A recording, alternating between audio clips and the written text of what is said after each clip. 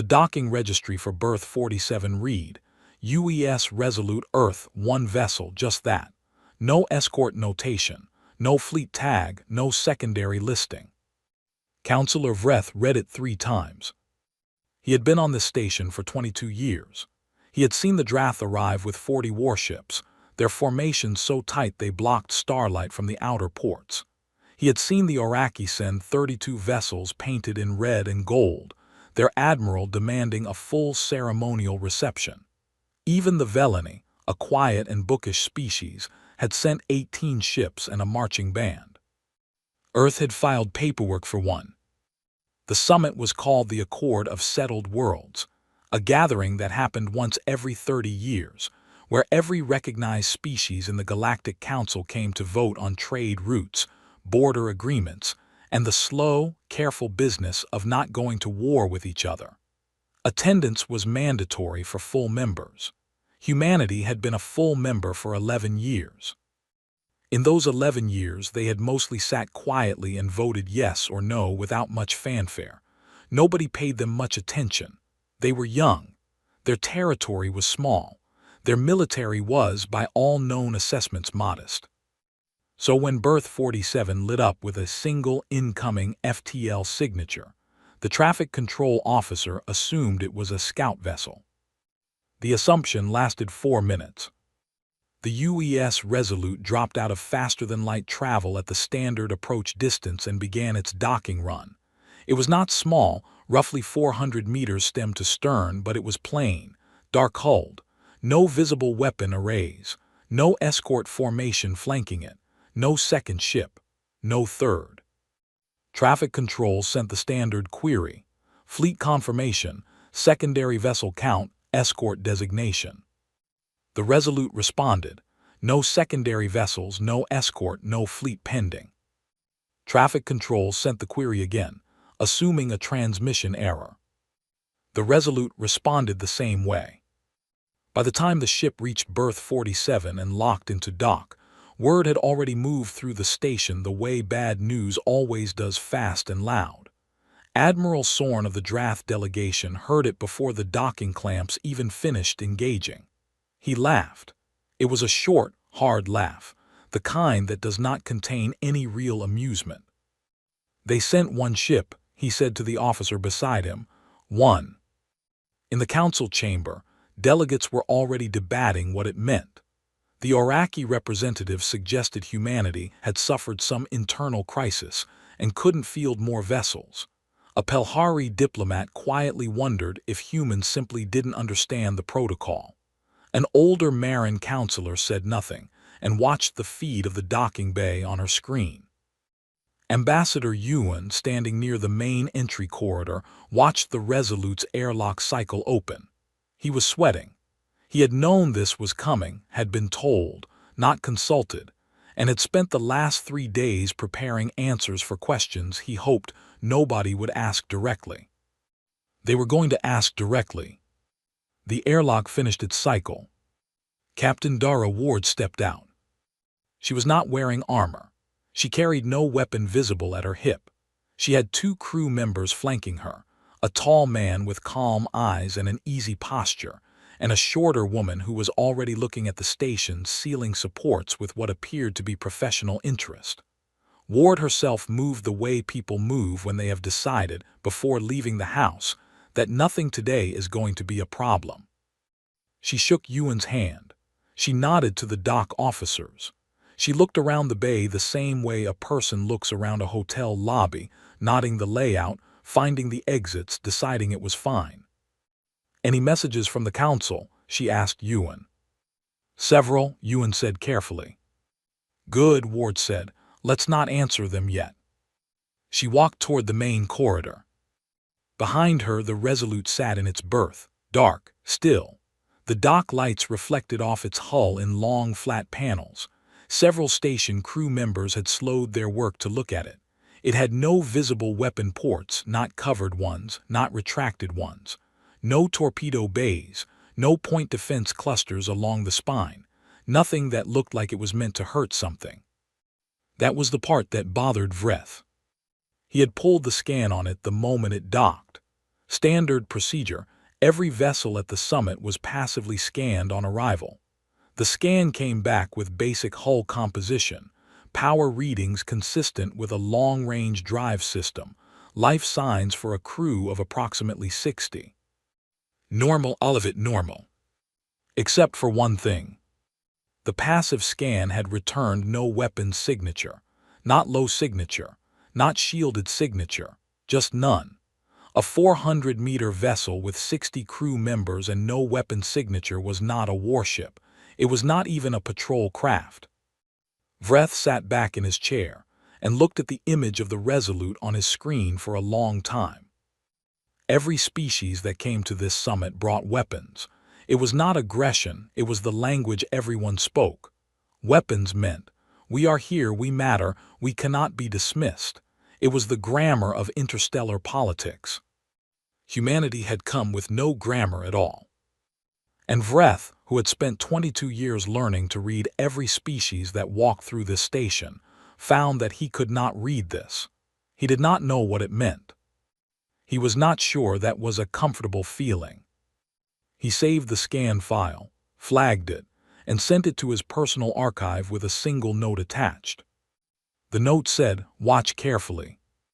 Rumor on a space station with 42 species and 300 years of political history does not travel slowly." By the second morning of the summit, there were at least 9 separate theories about why humanity had arrived with one ship. The Oraki believed Earth was in financial collapse and could not afford a fleet deployment. 2 Pelhari delegates were convinced it was a deliberate show of disrespect toward the Council that humans, being young and poorly socialized, simply did not know how offensive it looked. A Marin trade representative had told 3 separate people that her government's intelligence division had flagged unusual energy readings near the human home system 6 months prior, and that the one-ship arrival was actually a cover for something happening back on Earth that nobody was supposed to know about. Admiral Sorn believed it was weakness. He said so loudly at the morning session when the agenda turned to security commitments. The integrity of this summit depends on each delegation demonstrating the capacity to protect it, he said, his voice carrying the flat confidence of someone who had rehearsed the line. A single vessel, however symbolically meaningful to its crew, does not represent a credible security posture. I propose that humanity's voting weight be reduced to observer status for the duration of the accord, pending a full security review. Ambassador Yuan objected. He used careful words and a calm voice and said that Earth's contribution to summit security was a matter of sovereign discretion, and that the human delegation was fully prepared to meet its obligations under the Accord's charter. Sorn smiled the way a person smiles when they believe they have already won. The vote on his proposal was delayed by procedural challenge. Yuan was good at procedural challenges, but it did not go away. Ward attended the session. She sat at the human delegation table, which was modest and placed near the back, and she listened to Sorn's speech and Yuan's counter and the whole long procedural tangle that followed. She did not look angry. She did not look worried. She looked like someone listening to a weather report for a city she was not planning to visit. In Corridor 7 of the residential deck, a different kind of conversation was happening. Lieutenant Osai Boteng had been looking for the commissary. He had a map on his data pad, but the station's layout was designed by a species that thought in spirals, and the corridors did not behave the way the map suggested they should. He had been walking for 11 minutes and was fairly certain he had passed the same air vent twice. "You are going the wrong way," said a voice. He turned. A young alien was standing near a wall panel, small, pale-feathered, with large reflective eyes and the kind of stillness that suggested she had been watching him for longer than the last 3 seconds. "I am Liss," she said. "Velani Communications Section. You are the human officer." "I am a human officer," Osei said. "There are 60 of us." "You are the one who walked through the docking bay yesterday, looking at the ceiling." "That was Petra, our engineer." Liss considered this. The commissary is behind me, down the spiral, third left, but the food dispensers on this level are recalibrated for Veleni dietary needs. The selections may not suit you. At this point, Osai said, I will eat whatever they have. Liz tilted her head slightly. Humans say that. I have heard it before, and then they look at the options and say something rude about the texture. Osai laughed. It surprised her. She stepped back a half step, as if laughter was an unexpected development. I promise, he said, to only say rude things quietly. She showed him to the commissary. Back on the Resolute, Petra Halvorsen was running diagnostics. She did this every day, not because the ship needed it, but because she needed it. The Resolute was her project in a way that the word project did not fully capture. She had spent 9 years building its core systems, arguing with 12 different engineering committees, losing 3 funding reviews and winning 4, and soldering things with her own hands in a dry dock on a cold moon when the contractor walked off the job. She knew every reading the ship should show. She knew the ones it did show. And she knew, with quiet satisfaction, that nobody outside this hull understood the difference. At 1400 station time, a Drath intelligence officer named Reth ran a remote scan on the Resolute from a relay node embedded in the docking bay infrastructure. This was not legal under Summit protocols, but the Drath had installed the relay 3 years ago and nobody had found it yet. The scan ran for 40 seconds. It returned nothing. Not a shielded return, not interference, not a corrupted signal. The scan reported that berth 47 was empty, no vessel present, no mass, no hull, nothing. Reth ran it again. Same result. He stood in the small monitoring room for a moment, looking at the readout, and then he did what any sensible person does when their equipment returns a result that cannot be real. He assumed the equipment was broken and filed a maintenance request. Then he went to find Admiral Sorn. He did not know how to explain what he had seen. He only knew that the Drath fleet had the best scanning equipment in the known galaxy, and that it had just looked directly at a ship sitting 40 meters away and reported that nothing was there. He found that thought very difficult to put down. Nobody announced it as a provocation. That was the point. The Drath filed a standard navigation notice, Patrol Wing 7, 40 ships, scheduled exercise in Sector 4 Alpha. Sector 4 Alpha was listed in the station's outer zone registry as an unrestricted area. Technically, nothing about it violated the summit's rules. Technically. In practice, Sector 4 Alpha sat 200 kilometers off the station's port side. Berth 47, where the Resolute was docked, faced port. The wing moved into position over 3 hours, arriving in a slow and deliberate formation that every sensor array on the station tracked without comment. 40 warships, Drath military grade, which meant thick-hulled, heavily armed, and painted in the dark gray that the Drath used to indicate active deployment status. They were not there for an exercise. Everyone knew it. Nobody said it. Liz was at her communications post when the formation completed. She looked at the display once, said nothing, and began logging traffic frequencies with the careful attention of someone who wanted to appear busy. In the summit chamber, the session on trade route agreements had paused. Nobody was looking at the agenda. Every delegation's side staff was watching feeds of Sector 4 Alpha on their personal screens under the table. Ewan sent a quiet message to Ward. They're in position. Ward was in the Resolute's forward observation room, which was a small space near the bow with a wide viewport and 2 chairs that had seen better days. She had been there for 20 minutes, sitting in one of the chairs, looking at nothing in particular through the portside glass. When Osai brought her the message, she read it, set the pad on the armrest, and looked back through the viewport. Tell Petra to keep the diagnostics running, she said. Same as always. That's all. That's all. Osai went back to the bridge. Ward stayed in the observation room. Outside the viewport, the station's dock lights reflected across the hull in long pale strips. Beyond the hull, Sector 4 Alpha was dark except for the running lights of 40 Drath warships sitting in a formation so precise it looked like it had been drawn by hand. Ward watched them for a while. Then she picked up the communications handset mounted beside the viewport, entered a direct channel to the Drath Fleet Command frequency, which was listed in the standard Summit directory, because everyone was theoretically here in peace, and made a call. What she sent was short, a set of coordinates and a single line of text. Suggest you check these. On the Drath flagship, Admiral Sorn's duty officer received the transmission, noted the source, and brought it to the Admiral with visible uncertainty. Sorn looked at the coordinates. He did not recognize them. He ran them against star charts, nothing significant. He ran them against local station maps, nothing significant.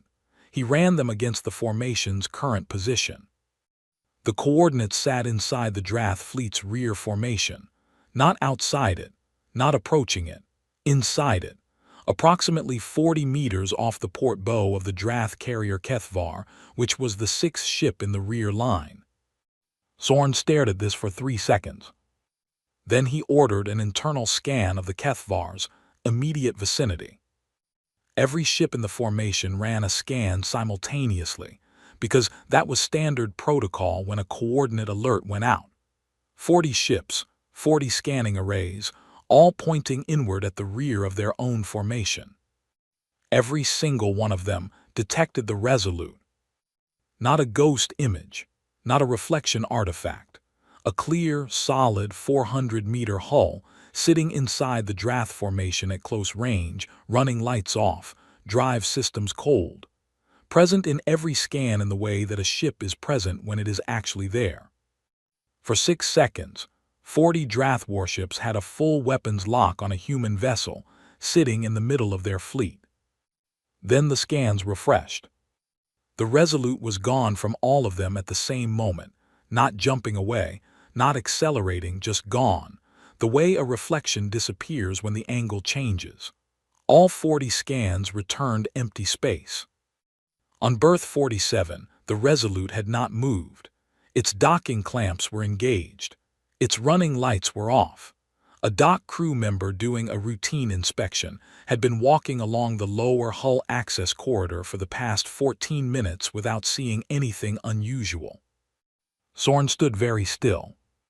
He had 40 warships and 3 decades of military experience and a political strategy that had seemed solid 40 minutes ago, and all of that now felt like it was sitting on a foundation he could no longer see clearly. He ordered the patrol wing to stand down from formation and return to standard spacing. He did not file an incident report. In her observation room, Ward set the handset back in its mount. She looked through the viewport at Sector 4 Alpha, where the Drath formation was already beginning to disperse, warships sliding apart from each other with the slow, deliberate movement of large things trying not to look like they are retreating. She stayed there another 10 minutes. Then she stood up, stretched her back, and went to find coffee. Counselor Vreth had watched the entire exchange on his monitors. He had seen the formation go up, seen it hold for 90 minutes, and seen it come down. He did not know what the Drath scans had shown. That information was on Drath encrypted channels, but he knew how a 40-ship formation looked when it decided, collectively, to be somewhere else. He sent a message to Ambassador Ewan. I would like to speak with Captain Ward at her convenience, privately. No agenda. Ewan sent it to Ward within the minute. Ward's reply came back in under 30 seconds. It said, tomorrow 900 aboard the Resolute. Vreth had never been inside a human vessel before. He had expected something military, hard angles, exposed conduit, the particular kind of ugliness that working warships share across species. What he found instead was a corridor that was clean, quietly lit, and lined along one wall with small framed photographs. Not tactical displays, not mission logs, photographs. Forests mostly, mountains. A few that showed cities from above taken at night, the lights spread out below like scattered grain. He stopped in front of one, a wide river, flat plains on both sides, a single long bridge. "That's the Danube," Ward said behind him. She had come to meet him at the airlock personally. "Hungary. One of our crew members put that one up. They grew up near there." Vreth studied it for another moment. "It is a very ordinary thing to hang in a corridor." "Yes," Ward said, "that was the point." She brought him to a small meeting room near the ship's center. 2 chairs, a table, and a viewport showing the station's outer hull from a low angle. No flags, no formal arrangement. 2 cups of something warm were already on the table. Vreth looked at his cup with cautious curiosity. "It is called tea," Ward said. "It will not hurt you, probably." "You are not confident." "I am very confident. Probably is just the way I talk." Vreth sat down. He wrapped his hands around the cup. They were large hands, 3-fingered, the scaled gray-green of his species. And he looked at Ward with the direct, unhurried attention that made humans instinctively uncomfortable, and that he had never bothered to soften. "I want to understand the ship," he said. "I know," Ward said. "I am not asking as the council. I am not recording this. I am asking because I have spent 22 years watching species arrive at this station with weapons, and I have become reasonably good at understanding what a weapon is for.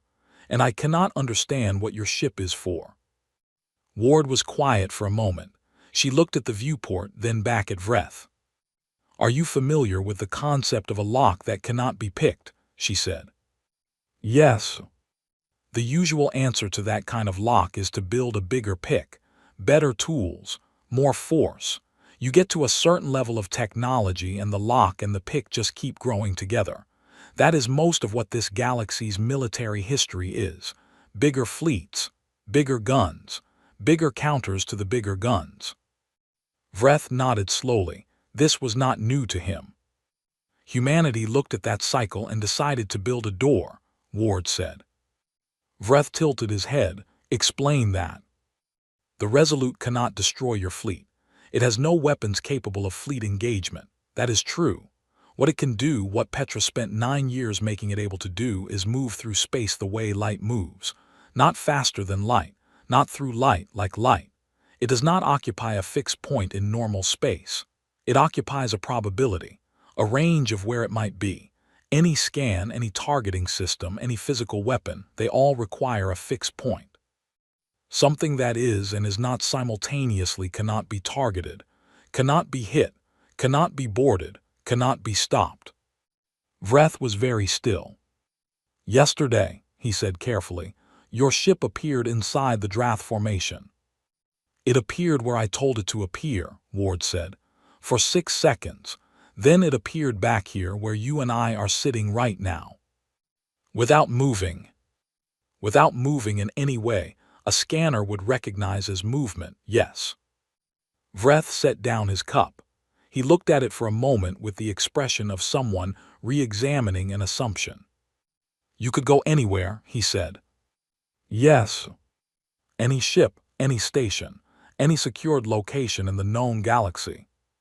"Yes." "And you cannot be stopped from doing so." "Not with any technology currently deployed, no." The room was quiet. Somewhere in the ship's structure, a distant mechanical sound moved through the hull and faded. "Why," Vreth said, "did you bring this here to a peace summit? Why show it at all?" Ward looked at him with an expression that was not quite a smile, and not quite something else. It was the expression of someone who had waited a long time for a question to be asked correctly. "Because the arms race was going to reach us eventually," she said. "In 40 years or 60 or 100, some fleet was going to decide that humanity's small territory was worth taking, and our modest warships would not be enough. We could have joined the race, built fleets, spent the next century getting bigger and louder and more threatening. But you did not. We built one ship, one answer, and we brought it here so that every species at this table would know, not guess, Not rumor, know that starting a war with humanity means starting a war with something that will be inside your ships before you know it is coming. Not to destroy them, just to be there.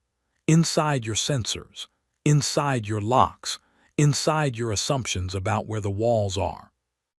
Vreth was quiet for a long time. Outside the viewport, the station's outer hull moved in slow reflection across the Resolute's dark surface. "You built a deterrent," Vreth said. "We built a reason to leave us alone," Ward said. "There is a difference between those two things," Vreth said. "Yes," Ward said, "there is." She picked up her tea. Vreth looked at the photographs in the corridor on his way out. He stopped again at the river, the bridge, the flat plains on both sides. He stood there for longer than he had intended. Fear, when it gets into the chest of someone like Sorn, does not make them go quiet. It makes them move. He called the first meeting that evening, 2 hours after the summit session closed. He used a private channel, a room in the Drath delegation's residential block, and a short guest list. The Gorvathi military attaché was on it. So was a senior Pelhari defense observer named Wen, who had a reputation for being quietly flexible on legal questions when the situation called for it. A Marin Rear Admiral named Tura, who happened to be on the station for reasons her government had described as personal. Sorn laid it out plainly, because plainly was the only way he knew how to operate. The Resolute was one ship. It was currently sitting in a dock with 60 human crew members aboard. The station's security presence around berth 47 was minimal. Summit protocol discouraged heavy security posturing near docked vessels as a matter of diplomatic courtesy. A coordinated boarding action, fast and clinical, could take the ship before the humans had time to respond. With the ship in their possession, combined engineering teams could spend the next 6 months pulling its systems apart. Whatever humanity had built, it could be understood. It could be copied. It could be countered. The Gorvathi attaché said nothing for a moment, then said he needed to consult his government. Rear Admiral Tura said the plan had risk, but the logic was sound, and that the risk of doing nothing was larger. Wen looked at the ceiling for a long time and then said he was not comfortable with the word boarding and preferred the term technical recovery. But he did not say no. Sorn took that as agreement. They set a time, 3 days from now, overnight cycle, when the station's traffic was lightest and the council session would be in recess. At no point did any of them ask what the ship might do if it knew. In the commissary, Liz had been eating alone and thinking about translation protocols when she saw the Gorvathi attaché enter the room, collect something from the dispenser, and return back the way he had come. She noticed this because he had come from the direction of the Drath residential block, which was in the opposite direction from where Gorvathi delegation rooms were. She noticed because she was, by profession and habit, a person who noticed things. She did not think much of it for another 30 minutes. Then she remembered the maintenance relay Reth had filed.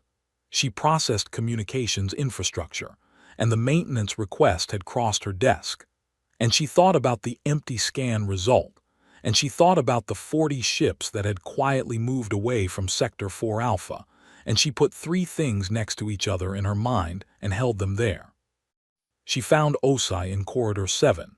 He was reading something on his data pad and eating something that smelled strongly of processed grain. "I need to tell you something," she said. He looked up. Her feathers were slightly raised. She had explained to him 2 days earlier in the commissary that Veleni feathers move without conscious control, and that when they raised like that it generally meant anxiety. He put the data pad away. She told him, all of it, the attaché's route, the missing scan, the pattern she could not stop seeing. She was careful to say she was not certain. She said it twice. She said she could be wrong. Osai listened without interrupting. Then he said, "Thank you," and walked quickly back toward the Resolute. Ward received the information 40 minutes later, in her quarters from Osai, who had already checked the timeline against publicly available station activity logs and cross-referenced the Gorvathi attaché's schedule, and found 2 additional anomalies that made Liss's account substantially more credible. Ward sat with it for a while. The standard response, the expected response, was to raise a security alert, call an emergency council session, lock down the Resolute, and request station security intervention. That was the correct procedure. Ewan would recommend it. It would be loud, public, and it would probably work. Ward did not do that. What she did was send Ewan a message with 4 sentences. The message told him to go to the council floor tomorrow morning, before the session opened, and invite every delegation head to look out the portside viewports at berth 47. The message also told him what to say before they looked. Ewan read it twice and sent back a reply that was mostly questions. Ward replied just the 4 sentences, "Trust me." She did not spend the night worried. She spent part of it in the observation room because she liked it there, and part of it reviewing Petra's latest diagnostic report, which was good. All readings nominal, all systems in the range they were supposed to be. At 600, Petra did one additional thing to the ship, not a modification, not a change to any system. She simply sent a quiet command to the docking interface and changed the status on one field. One line in the station's berth registry. The field was dock clamp engagement status. It had read engaged. She changed it to disengaged vessel holding position independently. The clamps themselves had not moved. The ship had not moved. The Resolute was sitting exactly where it had been since it arrived, not 1 centimeter from its berth. But now the station systems showed what had always been true. The clamps were not what was keeping it there. The ship was there because it chose to be. Petra logged the change in the maintenance record under a category that nobody would check until after the summit, routine hold verification. Then she went to make tea and let the morning do what it was going to do. Ewan was not a man who enjoyed being in rooms where things were about to change. He did them anyway because the job required it, but he had never liked the particular quality of silence that a room takes on when everyone is waiting for something they cannot quite name. The council chamber was full of that silence when he walked in. He had spoken to the delegation leads individually, each one in the 40 minutes before the session. He had told them, clearly and without theatrical buildup, that Admiral Sorn had coordinated a plan to board and seize the UES Resolute, that 2 other delegations had been invited to participate, and that humanity had chosen not to raise a security alarm or call for an emergency session. Instead, he said, Captain Ward had asked them to look out the portside viewports at berth 47 before the session opened. Most of them looked puzzled, 1 or 2 looked frightened, all of them looked. What they saw was a ship sitting exactly where it had been for 5 days, dark hull, running lights off, docked, apparently, the way it had always been docked.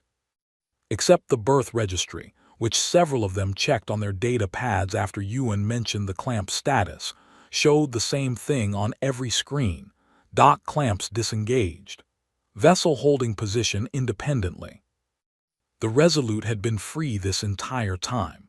It could have left the moment Sorn started making calls. It could have left an hour ago, or a day ago, or the night it arrived.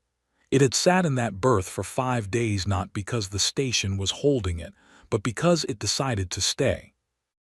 Nobody said anything for almost 2 full minutes. Then the Gorvathi attaché left the chamber to send a message to his government. He did not come back. The session opened 20 minutes late. Vreth called the room to order, which he did in the slow, deliberate way that meant he was controlling something. He presented the evidence about Sorn's proposal. Ewan had filed it formally that morning, and called for a response from the Drath delegation. Sorn was present. He sat at his table and looked at his hands and said nothing for a long time. Then he said the situation had been mischaracterized, and that he was only exploring security concerns informally. The room did not respond well to this.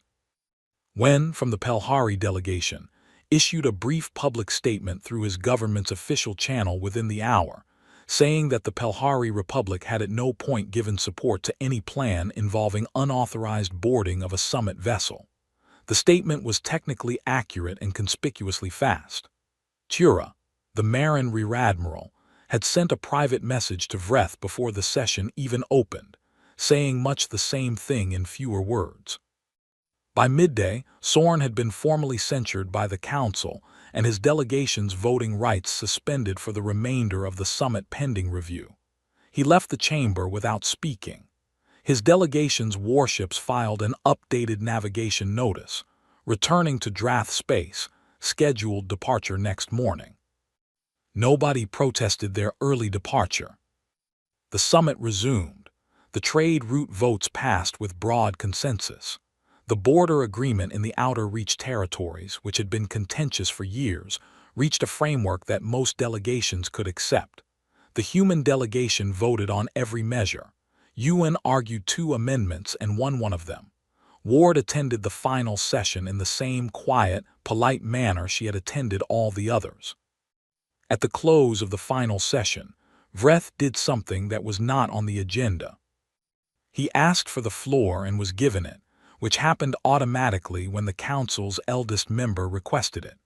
He stood slowly, because he was old and because standing slowly was one of the privileges of being old, and looked around the chamber. He said, "Before we adjourn, I wish to ask the human delegation one question, publicly, and I ask for a public answer." Ward at the human table nodded. "Humanity built this ship," Vreth said. "This capability, this thing that the rest of us did not know existed. I want to ask in front of this full council why, if not to rule, if not to intimidate, if not to take something that is not yours, why?" The chamber was quiet. Ward stood up. She did not speak loudly, but the room was quiet enough that she did not need to. "We built it so we would never have to use it," she said. "So that nobody would ever stand in front of a human city and believe they could take it. Not because we want to frighten you, but because frightened people start wars, and we did not want to be the reason." She paused. "We brought it here for the same reason, not to threaten this room, to stand in it same as everyone else and be taken seriously. That is all." Vreth looked at her for a moment. Then he nodded once, sat down, and called the summit adjourned. The Resolute departed the next morning. No ceremony, no escort. It undocked in the quiet of the early station cycle, moved away from the port side on maneuvering thrusters, and then hit its drive. One ship, same as when it arrived. Liss watched it go from the observation deck on level 4. He had come up early to see it leave. Osai was beside her. He had said goodbye properly. Station contact frequencies exchanged. A standing invitation to reach out if the Veleni Communications Division ever needed a human consultant, which she had found unexpectedly touching. She watched the Resolute shrink against the stars. "How many more are there?" she asked. "Ships like that?" Osai looked at the viewport for a moment. He smiled. He said nothing. Liss watched the ship until the drive flare disappeared. She thought about that smile for a long time afterward.